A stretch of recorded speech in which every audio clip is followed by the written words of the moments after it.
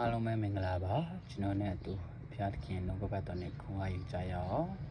ကျွန်တော်ဖတ်ရှုမယ်ကျမ်းပိုက်ကတော့ကဘာဦးကျမ်းအပိုက်ကြီးတစ်ကိုပြီးဆုံးအောင်ကျွန်တော်နဲ့အတူခွန်အားယူကြရအောင်အစအဦး၌ဖျားသခင်သည်ကောင်းကင်နှင့်မြေကြီးကိုဖန်ဆင်းတော်မူ၏မြေကြီးသည်အစင်းတတမရှိလွတ်လပ်လာဟာဖြစ်သည်နဲ့နေရအရက်ကိုမောင်မိုက်ဖုံးလွှမ်း၍ဘုရားသခင်၏ဝိညာဉ်တော်သည်မြေမျက်နှာပြင်ပေါ်မှာလှုပ်ရှားတော်မူ၏ဘုရားသခင်ကလည်းအလင်းဖြစ်စေဟုအမိန့်တော်ရှိ၍အလင်းဖြစ်လေ၏ထိုအလင်းကောင်းသည်ကိုဘုရားသခင်မြင်၍အလင်းနှင့်မောင်မိုက်ကိုပိုင်းခြားခွဲထားတော်မူ၏အလင်းကို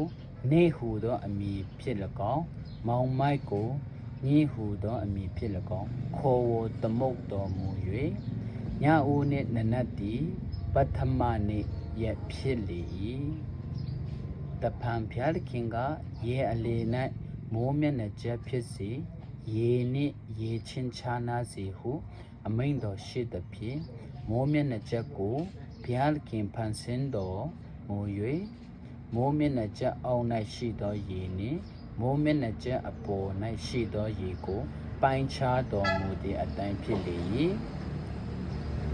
မိုးမျက်နှာကျက်ကို၎င်းမိုးကောင်းကင်ဟူသောအမည်ဖြင့်ဘုရားသခင်ခေါ်ဝေါ်သမုတ်တော်မူ၍ညဦးနှင့်နနတ်သည်ဒုတိယနေ့ရက်ဖြစ်လေ၏တဖန်ဘုရားသခင်ကမိုးကောင်းကင်အောက်၌ရှိသောယေရှုဝေးစေကုန်းပေါ်စေဟုအမိန့်တော်ရှိသည့်အတိုင်းဖြစ်လေ၏ကုန်းကိုမြေဟုသောအမည်ဖြစ်၎င်းယေရှုဝေးရာကိုပြင်လေဟုသောအမည်ဖြစ်၎င်းဘုရားသခင်ခေါ်ဝေါ်သမုတ်တော်မူ၍ထိုအမှုအရာကောင်းသည်ကိုဘုရားသခင်မြင်တော်မူ၏တဖန်ဘုရားသခင်ကမြေသည်မြက်ပြင်ကို၎င်းစပတ်တီကိုဖြစ်စေသောစပါးပင်ကို၎င်းမြေပေါ်မှာမျိုးစေ့ပါလျက်တစ်တီးမျိုးကိုဖြစ်စေသောတစ်ပင်ကို၎င်းပေါက်စေဟုအမိန့်တော်ရှိသည့်အတိုင်းဖြစ်လေ၏မြေသည်မြက်ပြင်ကို၎င်းစပတ်တီးမျိုးကိုဖြစ်စေသောစပါးပင်ကို၎င်းမိမိ၌မျိုးစေ့ပါလျက်တစ်တီးမျိုးကိုဖြစ်စေသောတစ်ပင်ကို၎င်းပေါက်စေ၏ထိုအမှုအရာကောင်းသည်ကိုဘုရားသခင်မြင်တော်မူ၍ညဦးနှင့်နနတ်သည်တတိယနေ့ရက်ဖြစ်လေ၏တဖန်ဘုရားသခင်က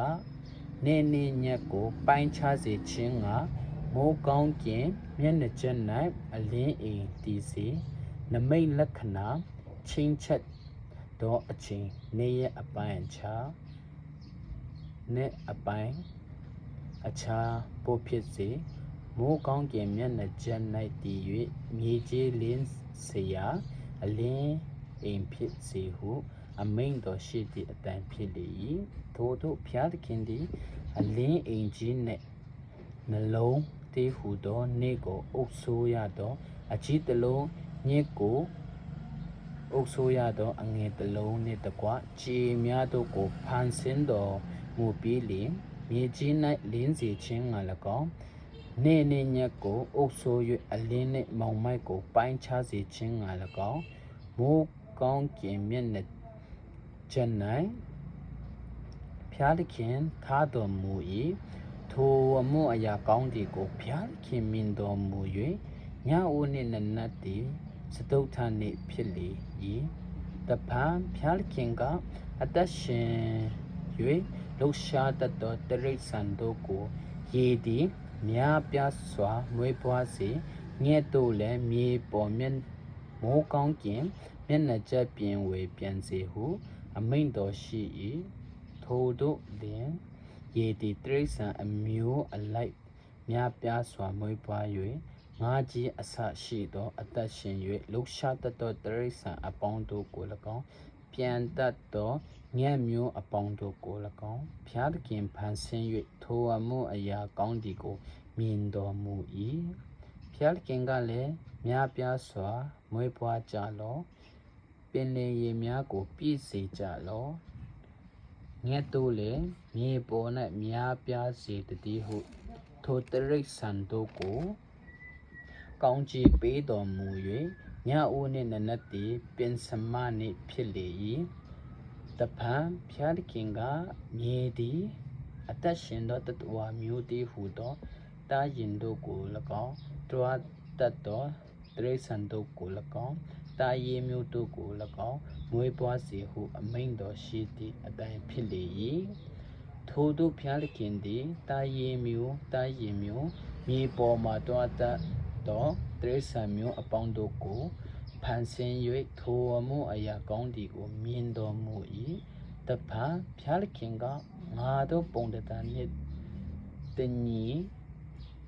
တတန်တေလူကိုဖန်ဆင်းကြဆိုသူသည်ပင်လေငါတို့ကို၎င်းမိုးကောင်းကင်ညက်တို့ကို၎င်းတာရင်တို့ကို၎င်းမြေတပြင်လုံးနှင့်တကွမြေပေါ်မှတွားတတ်သောတရိษံအပေါင်းတို့ကို၎င်းအုပ်ဆိုးစေဟုအမိန့်တော်ရှိ၏ထိုတို့ဖျားသခင်သည်မိမိပုံတံနှင့်အညီလူကိုဖန်ဆင်းတော်မူ၏ဖျားသခင်၏ပုံတံတော်နှင့်အညီလူယောက်ျားလူမိန်းမကိုဖန်ဆင်းပြီးလျှင်အချင်းတို့များပြားစွာမွေးပွားကြလောမြေကြီးကိုပြည့်စေ၍နိုင်ကြလောပင်လေငါတို့ကို၎င်းမိုးကောင်းကင်ညက်တို့ကို၎င်းအသက်ရှင်၍မြေပေါ်မှလှုပ်ရှားတတ်သောတရိษံအပေါင်းတို့ကို၎င်းအုပ်ဆိုးကြလောဟုမိန့်တော်မူ၍သူတို့ကိုကောင်းကြီးပေးတော်မူ၏ဖျားသခင်ကလည်းကြည့်ရှုလောမြေတပြင်လုံး၌စပတိကိုဖြစ်စေစပါးပင်အမျိုးမျိုးတို့ကို၎င်းမျိုးစေ့ကိုဖြစ်စေသောအတိအနံပြည့်စုံသောတစ်ပင်အမျိုးမျိုးတို့ကို၎င်းတင်တို့စားเสียဖို့ငါပေး၏မြေသားမိုးကောင်းကင်ငါအသက်ရှင်၍မြေပေါ်မှာတွားတတ်သောတရိษံမျိုးအပေါင်းတို့